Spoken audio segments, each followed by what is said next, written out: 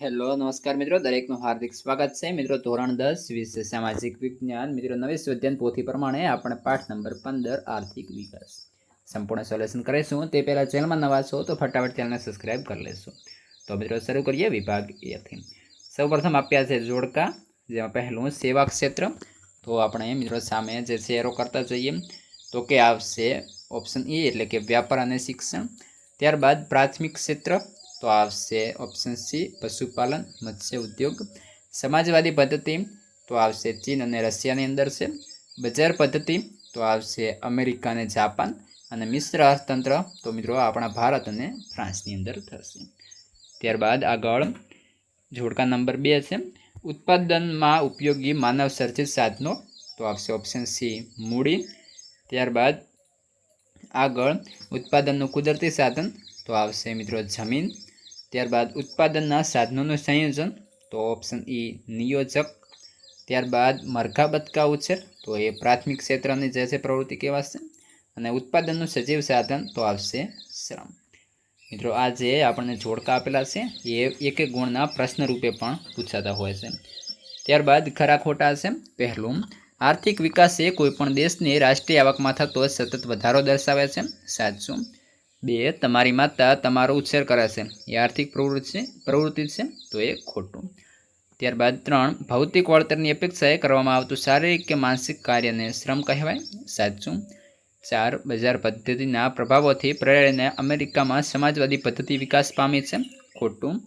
5, નિયંત્રિત આર્થિક પદ્ધતિ એટલે ભારત જેવા દેશોમાં જોવા મળતી મિશ્ર અર્થતંત્રની રીત, સાચું।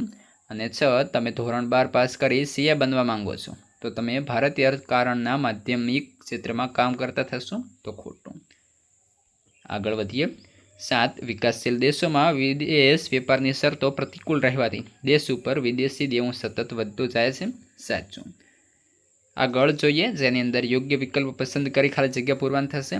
પહેલો, ભારતની માથાદીઠ આવક પ્રાપ્ત કરવા તેની કુલ આવકને વસ્તી વડે ભાગવું પડે છે।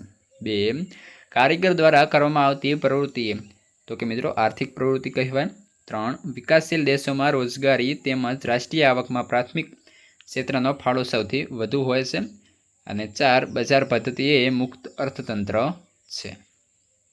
આગળ વિકલ્પો છે। પહેલું, વિકાસશીલ દેશોની રાષ્ટ્રીય આવકમાં થતા વધારાને શું કહી શકાય તો ઓપ્શન બી આર્થિક વિકાસ। 2, ભારતને કઈ આર્થિક પદ્ધતિ અપનાવે છે ઓપ્શન બી મિશ્ર અર્થતંત્ર। ત્યારબાદ 3, નફા આધારિત અર્થતંત્રમાં કયું અદૃશ્ય તત્વ સમગ્ર બજાર પર નિયંત્રણ રાખે છે ઓપ્શન બી સ્પર્ધા।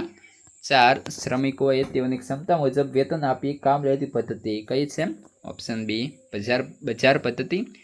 5, બજાર પદ્ધતિ અને સમાજવાદી પદ્ધતિની મર્યાદાઓને કારણે બંનેનો સુમેળ સાધી અસ્તિત્વમાં આવેલ આર્થિક પદ્ધતિ કઈ છે ઓપ્શન બી મિશ્ર અર્થતંત્ર।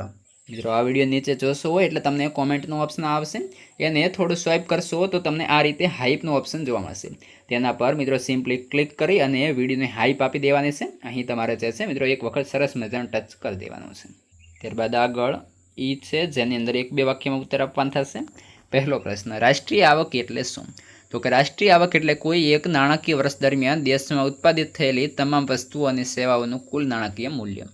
2, વિકાસશીલ રાષ્ટ્રોમાં જોવા મળતી મુખ્ય આર્થિક પ્રવૃત્તિઓ કઈ છે તો વિકાસશીલ રાષ્ટ્રોમાં મુખ્ય આર્થિક પ્રવૃત્તિઓમાં કૃષિ, પશુપાલન, મત્સ્ય ઉદ્યોગ, નાના પાયાના ઉદ્યોગ અને સેવા ક્ષેત્રનો સમાવેશ થાય છે। આગળ વધીએ। પ્રશ્ન 3, ગરીબ કોને કહેવાય તો કે જે વ્યક્તિ ખોરાક, કપડાં, રહેઠાણ, શિક્ષણ અને આરોગ્ય જેવી જીવનની પ્રાથમિક જરૂરિયાતોને સંતોષી શકે તેટલી આવક ધરાવતા ન હોય તેને ગરીબ કહી શકાય। 4, ઉત્પાદનના સાધનો કેટલા છે, કયા કયા તો કે ઉત્પાદનના સાધનો મિત્રો 4 છે, જમીન, શ્રમ, મૂડી અને નિયોજન। 5, અર્થશાસ્ત્રમાં જમીન કોને કહી શકાય તો કે અર્થશાસ્ત્રમાં જમીન ઉત્પાદનના સાધનને કહી શકાય। 6, સરકારની કોઈ ચોક્કસ આર્થિક નીતિ કે ભૂમિકા વગરની આર્થિક પદ્ધતિ એટલે શું તો સરકારની કોઈ ચોક્કસ આર્થિક નીતિ કે ભૂમિકા વગરની આર્થિક પદ્ધતિ એટલે બજાર પદ્ધતિ। 7, જીવન ધોરણમાં લોકોને પ્રાપ્ત થતી કઈ કઈ સગવડોનો સમાવેશ થાય છે તો કે જીવન ધોરણમાં રોટી, કપડાં અને મકાન તથા શિક્ષણ, આરોગ્ય તથા જીવનની પ્રાથમિક સગવડનો સમાવેશ થાય છે। 8, ઉત્પાદન સાધનોની મુખ્ય પદ્ધતિના નામ લખો તો સમાજવાદી પદ્ધતિ, બજાર પદ્ધતિ અને મિશ્ર પદ્ધતિ. આગળ વધીએ વિભાગ બી તરફ, જેની અંદર સંકલ્પના સમજાવો. પહેલું માથાદીઠ આવક. તો કે વર્ષ દરમિયાન મળતી દેશની કુલ રાષ્ટ્રીય આવક અને દેશની કુલ વસ્તી વડે ભાગતા જે આંક મળે તેને માથાદીઠ આવક કહેવાય. બીજું આર્થિક વિકાસ. તો કે આર્થિક વિકાસ એટલે દેશની રાષ્ટ્રીય આવક, માથાદીઠ આવક અને લોકોના જીવન ધોરણમાં સુધારો થયો એટલે આર્થિક વિકાસ થયો ગણાય. ત્યારબાદ આગળ બે, વિકાસશીલ અર્થતંત્રમાં કોઈ પણ 8 લક્ષણો જણાવો. તો નીચી માથાદીઠ આવક, વસ્તી વૃદ્ધિ, કૃષિ ક્ષેત્ર પર અવલંબન, આવકની વહેંચણીમાં સમાનતા, બેરોજગારી, ગરીબી, દ્વિમુખી અર્થતંત્ર, પાયાની અપૂરતી સેવાઓ. 3, તમારા મામા સમાજ સેવાનું કામ કરે છે તો તે પ્રવૃત્તિ આર્થિક કે બિનઆર્થિક પ્રવૃત્તિ કહેવાય. શા માટે?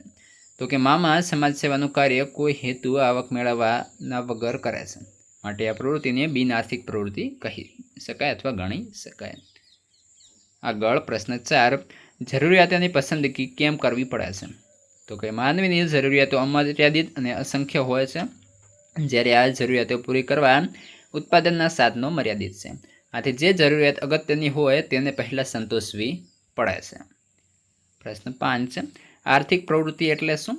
તો કે વસ્તુઓ અને સેવાઓના વિનિમય દ્વારા આવક મેળવવાની કે ખર્ચની પ્રવૃત્તિની આર્થિક પ્રવૃત્તિ કહે છે. ઉદાહરણ તરીકે ખેડૂત, કારીગર, વેપારી, શિક્ષક, ડૉક્ટર, વકીલ વગેરેની પ્રવૃત્તિને આર્થિક પ્રવૃત્તિ કહેવાય. 6, બિનઆર્થિક પ્રવૃત્તિ એટલે શું? તો કે જે પ્રવૃત્તિઓનો હેતુ આવક મેળવવાના કે પ્રત્યક્ષ બદલો મેળવવાના હોતા નથી તે પ્રવૃત્તિ બિનઆર્થિક પ્રવૃત્તિ કહે છે. ઉદાહરણ તરીકે માતા પોતાના બાળકને ઉછેરે છે અથવા ડૉક્ટર ફી લીધા વિના ગરીબ દર્દીની સેવા કરે છે. 7, વ્યાખ્યા આપો વિકાસલક્ષી અર્થતંત્ર. તો કે વર્ષ 2004ના વિશ્વ અહેવાલ મુજબ $735 ઓછી માથાદીઠ આવક ધરાવતા દેશોને વિકાસ અર્થતંત્ર તરીકે ઓળખવામાં આવે છે. તો મિત્રો આની અંદર આપણે જે છે કેટલી એમણે માથાદીઠ આવક નક્કી કરી છે એ તમારે કોમેન્ટની અંદર અવશ્ય જણાવવાનું રહેશે. વિભાગ સી, જેમાં મુદ્દાસર જવાબ લખો. તફાવત છે આર્થિક વૃદ્ધિ અને આર્થિક વિકાસ. તો આર્થિક વૃદ્ધિ એ પરિણાત્મક ફેરફાર છે, આર્થિક વિકાસ એ પરિણાત્મક અને ગુણાત્મક ફેરફાર છે. આર્થિક વિકાસ પછીની બીજી અવસ્થા છે, આર્થિક વિકાસ એ પ્રથમ અવસ્થા છે. આર્થિક વૃદ્ધિ એ આર્થિક વિકાસનું પરિણામ છે અને આર્થિક વિકાસ એ આર્થિક વૃદ્ધિનું પરિણામ નથી. વધીએ આગળ. બજાર પદ્ધતિના 2 લાભો અને ખામીઓ એટલે કે મર્યાદાઓ જણાવો. તો કે પહેલા લાભ જોઈએ. તો કે બજાર પદ્ધતિથી વ્યક્તિનું આર્થિક સ્વાતંત્ર્ય જળવાય છે. એક ગ્રાહક તરીકે ચીજ વસ્તુઓના વપરાશ અંગેના નિર્ણયમાં વ્યક્તિ સંપૂર્ણ સ્વતંત્રતા ભોગવે છે. તેમાં ઉત્પાદનના સાધનોને મહત્તમ અને કાર્યક્ષમ ઉપયોગ થાય છે. ત્યારબાદ મર્યાદા. તો કે આ પદ્ધતિથી નફાને કેન્દ્રમાં રાખી ઉત્પાદન થાય છે, તેથી દેશમાં મોજ શોખની વસ્તુનું ઉત્પાદન વધે છે, જ્યારે પ્રાથમિક જરૂરિયાતનું ઉત્પાદન ઓછું થાય છે. 3, ભારતીય અર્થકારણનું માળખું. ટૂંક નોટ લખો. તો કે ભારતના અર્થતંત્રની આર્થિક પ્રવૃત્તિઓ કે વ્યવસાયને મુખ્ય 3 ભાગમાં વહેંચવામાં આવ્યા છે: પ્રાથમિક ક્ષેત્ર, માધ્યમિક ક્ષેત્ર અને સેવા ક્ષેત્ર. આર્થિક પ્રવૃત્તિના વિભાગને વ્યવસાયિક માળખા તરીકે ઓળખવામાં આવે છે, જેમાં પ્રાથમિક ક્ષેત્રમાં પશુપાલન, ખેતી, મરઘાપાલનનો સમાવેશ થાય છે. માધ્યમિક ક્ષેત્રમાં યંત્ર ઉદ્યોગનો સમાવેશ થાય છે. સેવા ક્ષેત્રમાં ભારતીય અર્થતંત્રમાં રોજગારી અને રાષ્ટ્રીય આવક નોંધપાત્રનો ફાળો છે. આગળ પ્રશ્ન 4, સમાજવાદી પદ્ધતિના 2 લાભો અને મર્યાદાઓ લખો. તો કે પહેલા લાભ. તો કે આ પદ્ધતિમાં સમાજની જરૂરિયાતો મુજબ ઉત્પાદન થવાથી બિનજરૂરી કે મોજ શોખની વસ્તુઓનું ઉત્પાદન થતું નથી. આવક અને સંપત્તિની અસમાનતા દૂર થાય છે. ખામીઓ. તો કે આ પદ્ધતિમાં વ્યક્તિ સ્વાતંત્ર્ય જળવાતું નથી. આ પદ્ધતિમાં ઉત્પાદનના સાધનોની માલિકી રાજ્યની હોય છે, તેથી ચીજ વસ્તુના ઉત્પાદનને ઉત્તેજન મળતું નથી. આગળ વિભાગ ડી, જેની અંદર પહેલો છે વિકાસલક્ષી અર્થતંત્રમાં આંતરરાષ્ટ્રીય વેપારનું સ્વરૂપ સ્પષ્ટ કરો. જોઈએ ઉત્તર. તો કે વિકાસશીલ દેશો મુખ્યત્વે કૃષિ પેદાશો, બગીચા પેદાશો તેમજ કાચી ધાતુનો નિકાસ કરે છે, જેની માંગ ઓછી હોય છે અને ભાવ નીચા હોય છે. પરિણામે તેમની નિકાસ કમાણી ઓછી હોય છે. આ દેશો ઔદ્યોગિક પેદાશો અને યંત્ર સામગ્રીની આયાત કરે છે, જેનો ભાવ વધારે હોવાથી ખર્ચ વધારે રહે છે. આમ વિકાસશીલ દેશોમાં વિદેશ વેપારનું માળખું પ્રતિકૂળ હોવાથી દેશ પર દેવું વધતું જાય છે.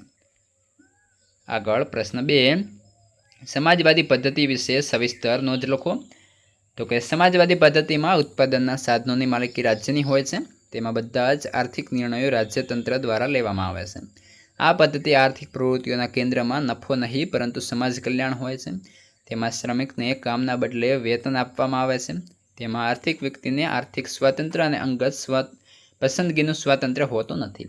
તેમાં રાજ્ય સંચાલિત કારખાને ઉત્પાદન માટે જરૂરી મૂડી, નાણું, કાચા માલ, યંત્ર સામગ્રી વગેરે પૂરા પાડવામાં આવે છે. આ પદ્ધતિમાં ઉત્પાદનની વહેંચણી કરવાની જવાબદારી રાજ્ય સંચાલિત દુકાનો સંભાળે છે. આ પદ્ધતિમાં આવકની વહેંચણી વ્યાજબી અને સમાન ધોરણે થાય છે. પરિણામે દેશમાં ગરીબો અને શ્રીમંત વચ્ચેના તફાવતો દૂર થાય છે અને શોષણ નાબૂદ થાય છે. 3. મિશ્ર અર્થતંત્ર. ટૂંક નોંધ લખો. તો કે મિશ્ર અર્થતંત્ર એટલે કે એવી આર્થિક પદ્ધતિ કે જેમાં જાહેર અને ખાનગી ક્ષેત્રનું સહઅસ્તિત્વ હોય અને આ બંને ક્ષેત્રો એકબીજાના હરીફ નહીં પરંતુ પૂરક બનીને કામ કરતા હોય. મિશ્ર અર્થતંત્ર એટલે બજાર પદ્ધતિ અને સમાજવાદી પદ્ધતિનો સમાવેશ હોય. આવી પદ્ધતિ ભારત તથા ફ્રાન્સ જેવા દેશોમાં જોવા મળે છે. તેની મર્યાદા જોઈએ તો કે મિશ્ર અર્થતંત્ર આર્થિક સ્થિરતા, સંકલ્પનો અભાવ, આર્થિક વિકાસનો નીચો દર અને નીતિઓના સાતત્ય અને અભાવ વગેરે મર્યાદાઓ તેમાં જોવા મળતી હોય છે. અર્થતંત્રમાં બજારો પર રાજ્યના અંકુશો કે નિયંત્રણ હોય છે. મિશ્ર અર્થતંત્રને નિયંત્રિત આર્થિક પદ્ધતિ પણ કહે છે. આગળ ચોથો પ્રશ્ન, જેમાં નીચે આપેલા કોષ્ટકમાં તમારી આજુબાજુ ચાલતી પ્રવૃત્તિઓ વિશે આપણે તેની અંદર લખવાનું થશે. પ્રાથમિક પ્રવૃત્તિ તો કે પશુપાલન, ખેતી, જંગલોની પેદાશ, મરઘા બતકા ઉછેર. માધ્યમિક ક્ષેત્ર તો નાના મોટા ઉદ્યોગો, વીજળી, ગેસ લાઇન અને પાણી પુરવઠો. સેવા ક્ષેત્રની અંદર વ્યાપાર, વાહન વ્યવહાર, સંદેશા વ્યવહાર, શિક્ષણ, આરોગ્ય, બેન્કિંગ, વીમો વગેરે. તો મિત્રો આ પ્રમાણે સંપૂર્ણ આપણા પાઠનું અહીં સોલ્યુશન કમ્પ્લીટ થાય છે. હવે આગળના પાઠનું અને અન્ય વિષયના સોલ્યુશનની લિંક તમને આ વિડીયોની ડિસ્ક્રિપ્શનમાં મળી જશે. ત્યાંથી મિત્રો તમામ જોઈ લેશો અને તમારા મિત્રોને અવશ્યપણે શેર કરી દેશો.